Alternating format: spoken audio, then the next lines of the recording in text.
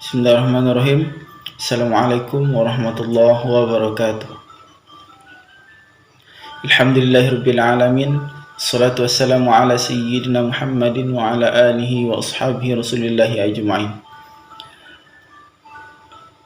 Perkenalkan, nama saya Vicky Oktama Putra, NIM 2115050101. Untuk melengkapi tugas ujian akhir semester dalam mata kuliah Islam dan Budaya Minangkabau, yaitunya dalam bentuk membuat sebuah video yang berkaitan dengan sejarah Minangkabau, apapun itu bebas.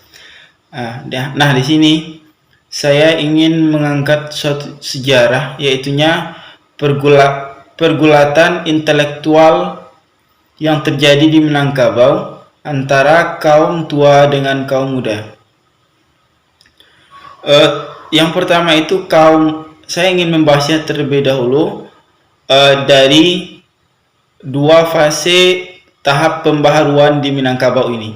Yang pertama itu berkisar tahun 1821 sampai 1837. Ini merupakan fase pembaharuan pertama, yang mana tokohnya adalah diantaranya Tuanku Imam Bonjol, Tuanku Nandrao, Tuanku Tambusai, dan ada satu lagi tambahan, yaitunya Syekh Khatib Al-Minangkabawi. Jadi mereka ini melakukan pembaharuan bukan hanya di Minangkabau, tapi pemikiran, ide, dan gagasan dari para tokoh-tokoh ini dikenyam juga dimanfaatkan atau juga dipakai oleh kalangan-kalangan yang berada di luar Minangkabau. Ini gerakan yang dilakukan oleh empat tokoh ini merupakan cikal bakal terbentuknya Perang Paderi. Karena di dalam mata kuliah itu saya memahami bahwasanya gerakan pembaharuan yang pertama itu dimulai secara persuasif saja. Artinya persuasif di sini maksudnya adalah bagaimana para ulama ini untuk menarik simpati masyarakat agar kembali kepada nilai-nilai Islam yang sebenarnya, tetapi tidak ada dipengaruhi oleh unsur-unsur lainnya.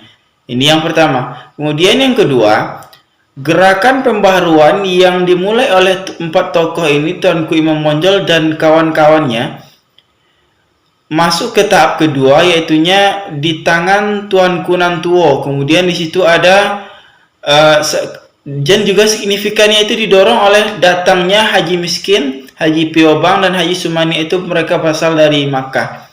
Ketika itu proses pembaharuan atau gerakan pembaharuan yang diadakan di Sumatera Barat untuk mengembalikan Islam kepada habitat aslinya itu dilakukan secara radikal lagi, artinya bentuk tindakan kekerasan sehingga timbul dan terjadinya Perang Paderi. Ini gerakan pembaharuan yang pertama. Kemudian gerakan yang kedua, nah ini adalah kalangan daripada seperti Syekh Muhammad Jamil Jambe, Syekh Muhammad Taib Umar, Syekh Abdullah Ahmad, dan juga ayahnya Abu Hamka, yaitunya Haji Abdul Karim Amrullah. Ini merupakan tokoh pembaharu di era awal abad ke-20. Jadi dari tokoh pembaharu abad kedua inilah, dan juga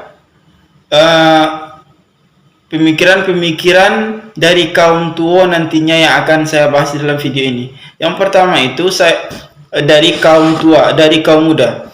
Kaum muda, sebenarnya antara kaum tua dan kaum muda itu dijelaskan di dalam buku Buya Hamka yang berjudul Ayahkunya itu.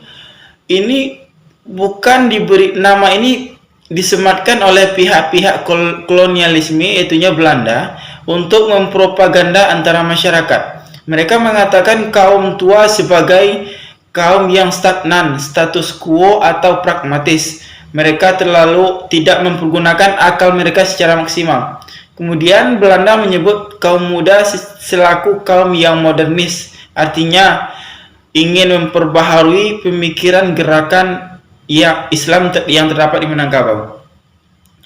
Dari 4 tokoh ini, dari kaum muda, salah satunya yang sangat fenomenal sekali adalah Haji Abdul Karim Amrullah atau dikenal dengan Haji Rasul. Di sini beliau merupakan juga termasuk salah satu tokoh yang mendukung hadirnya Muhammadiyah di Sumatera Barat ini. Kemudian juga beliau di dalam dakwahnya, yang pertama itu beliau melahirkan majalah-majalah seperti majalah Al-Manar dan majalah lain-lainnya, dan juga situs karya beliau yang paling fenomenal adalah tafsir beliau yang bernama Tafsir Al-Burhan.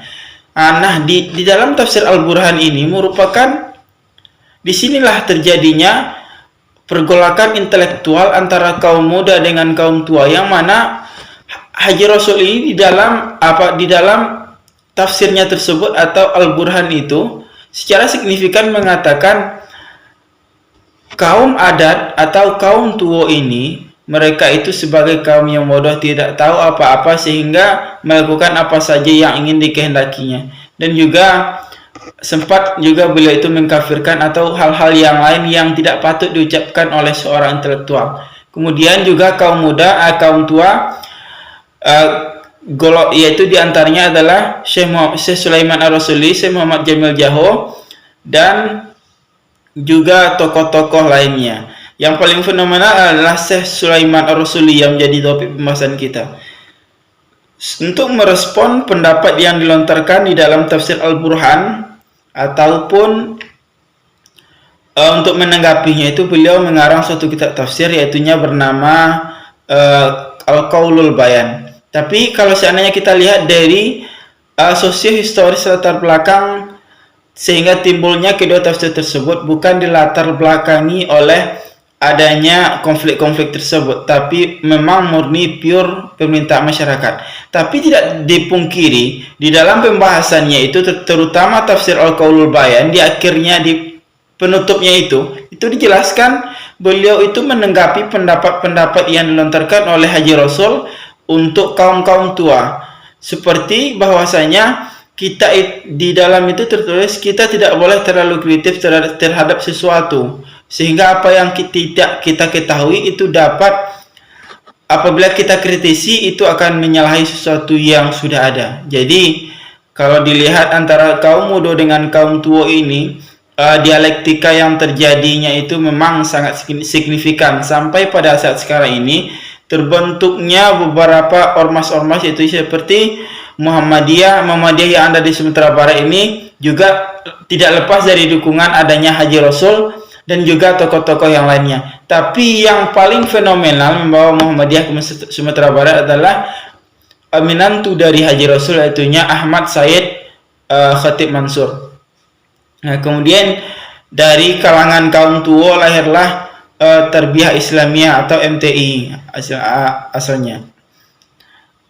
Mungkin selanjutnya itu dari pembahasan ini berlanjut kepada gerakan-gerakan yang diadakan oleh kaum tua. Gerakan yang diadakan atau gerakan modernisasi atau reformis ini pada hakikatnya merupakan untuk melakukan perubahan baik pada gerakan pemikiran dan juga pada hal-hal yang lainnya. Dan juga pun Nur Khalis Majid mengatakan bahwa modernisasi atau modernis ini yang paling ditonjolkan adalah rasionalisasi kita, yaitunya akal, bagaimana caranya kita berpikir logis.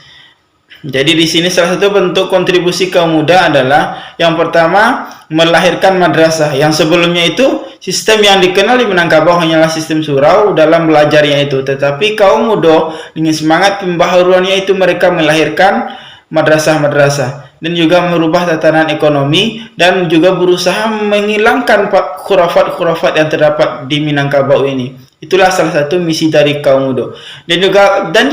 Dan dari kaum tua pun juga berusaha untuk infiltrasi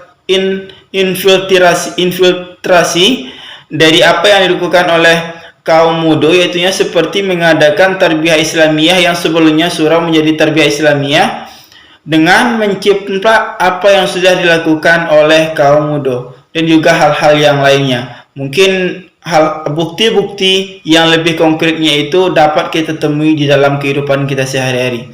Ini merupakan salah satu pergolakan intelektual atau dialektika yang terjadi di antara para ulama cendekiawan masyarakat Minangkabau pada awal era abad ke-20. Itu pun dijelaskan di dalam buku tersebut yang dikarang oleh Buya Priya Putra dan juga Pak Khairul Ahmad. Dan di situ juga dijelaskan, dan hal-hal yang sudah saya katakan tadi itu juga dijelaskan di dalam bukunya Dr. Aldomi Putra, yaitunya Lokalitas Tafsir Minangkabau pada awal abad ke-20. Di para bab-babnya itu juga dijelaskan dialektika tersebut. Mungkin ini yang dapat saya sampaikan. Mohon maaf kalau ada